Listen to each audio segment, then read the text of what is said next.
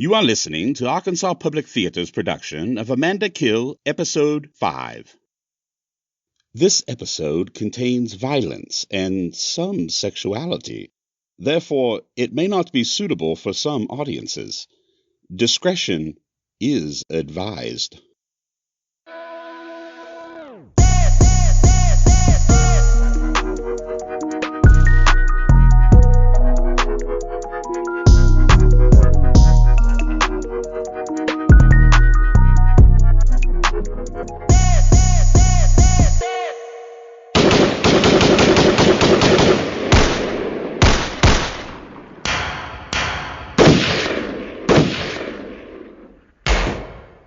Don't worry, Padma! There's plenty of ammunition in the car! We need to identify our targets! Miss Peculiar! I hate firing blindly! Peculiar! I'm wasting bullets on innocent bystanders! Miss Peculiar! The fog of war comes on little cat feet. Padma and Peculiar are under fire and aren't sure why, from where, or by whom. They're escorting Pert Undernear to his arraignment at the courthouse, but 115 feet after they started, they've been stopped cold by an active shooter. Peculiar mistakenly assumed that the parking lot at Dunbarton Police Headquarters would be quiet, as always. Padma mistakenly assumed someone inside police headquarters would come out to help. Both were wrong. Miss Peculiar! I am busy, Pert! What do you need? May I take cover? I guess, but don't scratch the car! Peculiar! I see them! They're in that unmarked shared vehicle! That's a handicap space! They can't park there! What should we do?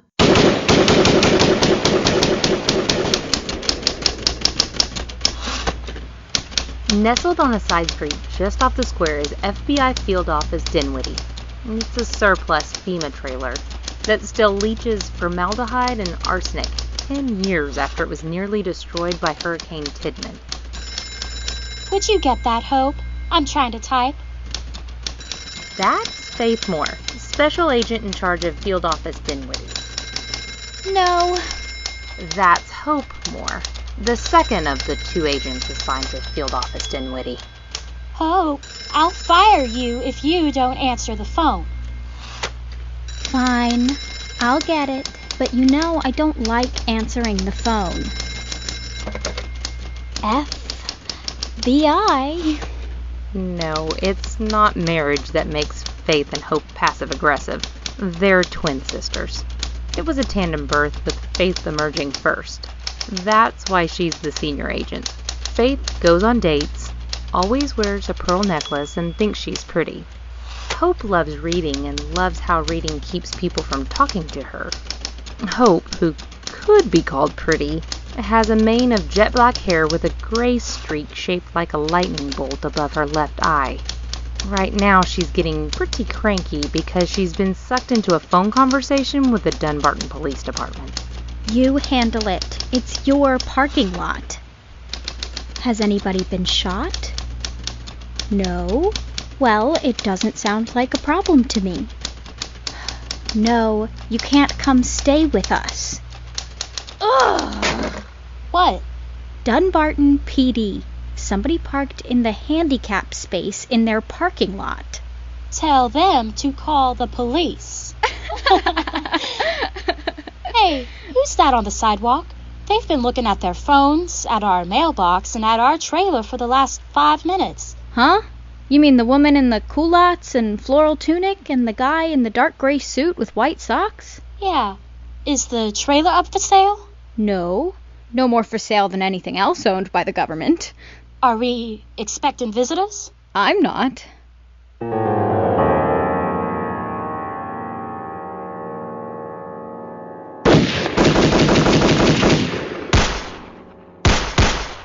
So, Pert, you run straight at that unmarked sheriff's vehicle parked in the handicapped space. That'll distract them while Padma and I work around their flanks.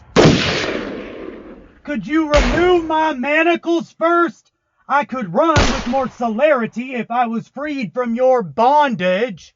You know the law, Pert. You will wear those chains until your innocence is proven. And Pert, we will only expose you to danger for no more than 45 minutes. That's all the time it'll take for us to outflank and silence those gunmen. 45 minutes is a long time to stay awake, but okay. Can you help me up? Okay, Pert. Go!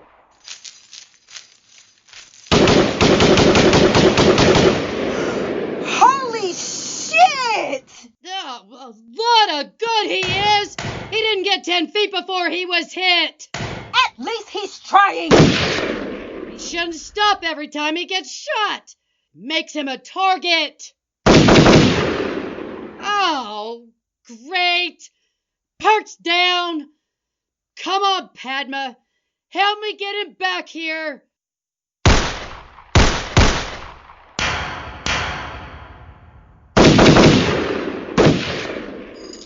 Oh, I appreciate the long drag to safety. Oh, but I'm disappointed by your callous disregard for my personal well-being and everything that you... Pert, get ready for another try.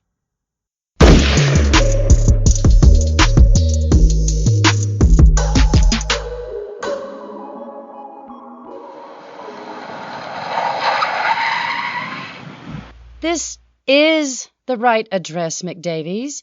77 East Polegasser. Smythe, Schmidt, and McDavies Court have come to a grim conclusion. The grimy, decrepit trailer they're looking at is indeed the FBI field office Dinwiddie. Smythe, I have family that live in better trailers than this. Maybe the agents are trying to be low profile. There's not even any parking. There's a carport around back, but it's filled with wet carpeting, 2 full trash cans, and a 3-legged dog tied to a cinder block. Let's go in. The agents are probably waiting for us. The security door's up the steps. It's a retinal scan, but I'm not in the database. Don't worry. I am. I've done this 1,000 times. No, stop, McDavies! Wrong body part. It's a retinal scan. Pull up your pants. Ah, yes, sorry. I misheard you. The scan I thought you meant is widely used in the Air Force. It's considered more secure.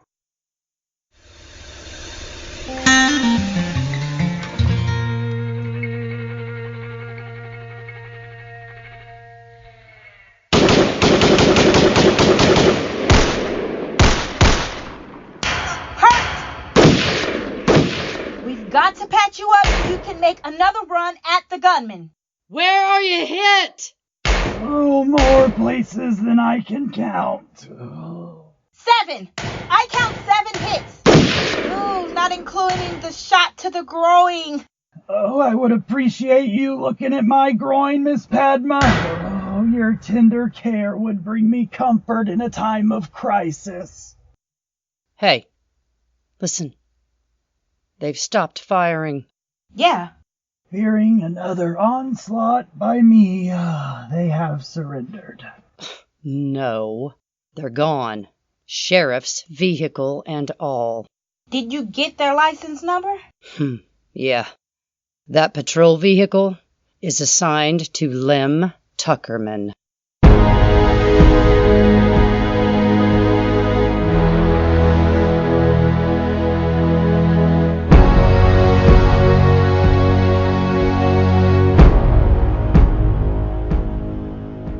District Attorney McGaugh is in his office at the old jail.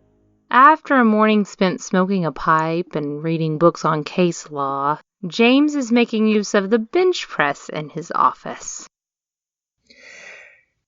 2, 3, 4. James, Blondine and I have a break in the Carly Selfridge. Good God. 99. Oh. 100. Padma, Blondine, you caught me in the middle of my morning workout. Done the personal best. These guns don't need holsters. Would you like your shirt and a towel, Mr. McGaugh? And his pants. Thanks, Blondine. Toss me that spray bottle. I need a quick spritz to cool down. James, Blondine and I were reviewing the Carly Selfridge case. We saw something interesting in the medical examiner's report. Take a look at these photos and x-rays. They're of Carly's forehead. Do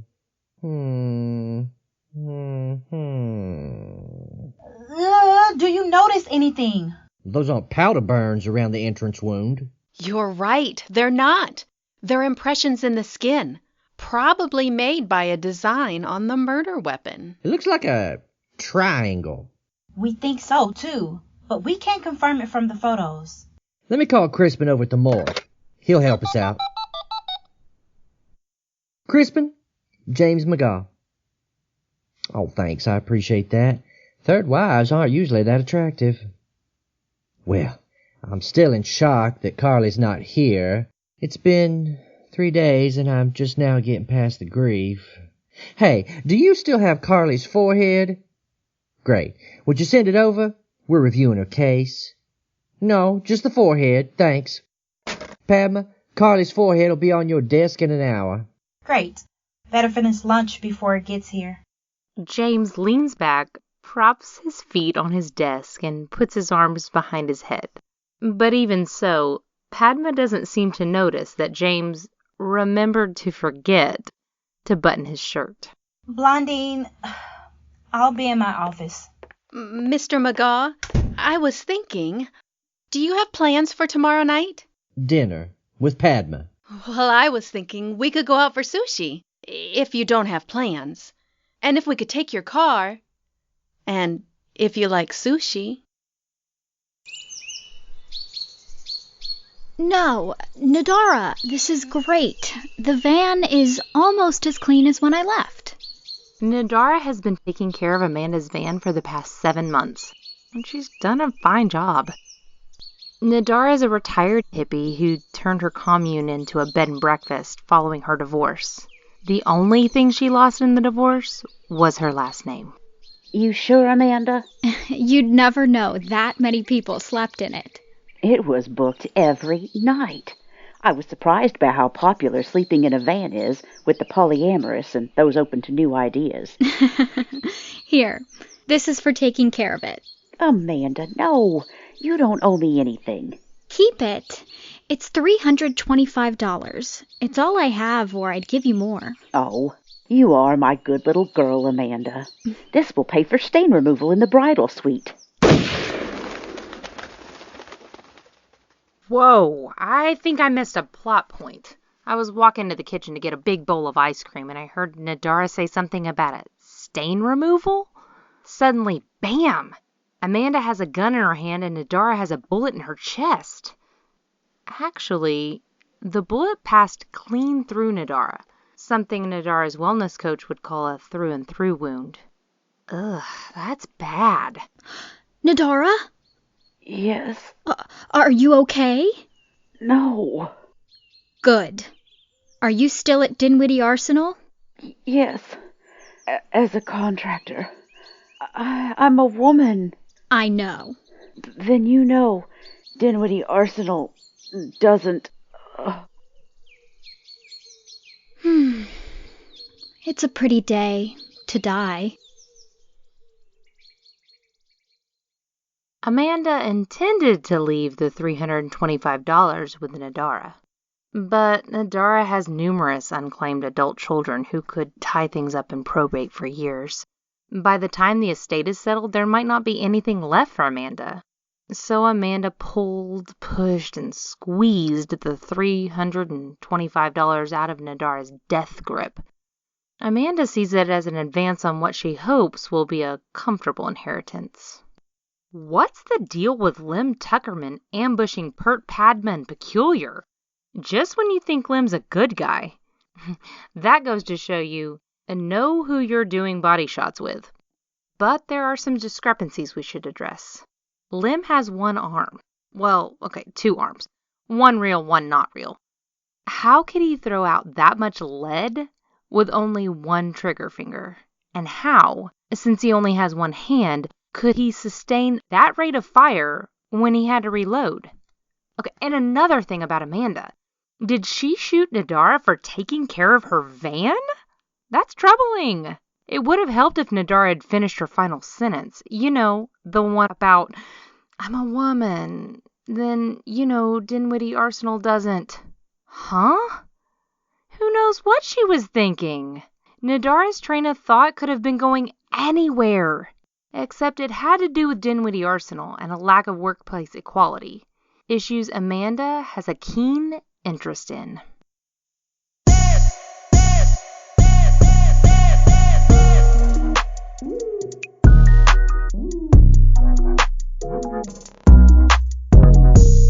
Thank you for listening to Amanda Kill, Episode 5, written and directed by Barry Cobbs.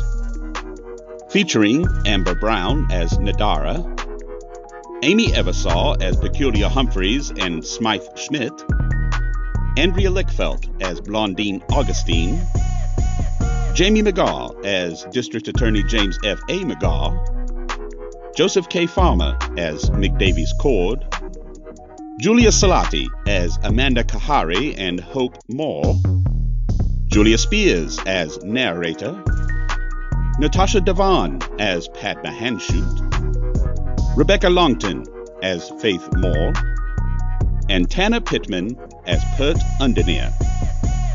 Illustrated artwork by Paige Meredith, music by Lamont Coleman, and sound design by technical director Matt Etris. This has been an Arkansas Public Theater production. APT is a non-profit organization that relies on patrons like you. If you enjoyed this production and would like to contribute, please visit arkansaspublictheater.org for more information. And please join us for Episode 6 of Amanda Kill.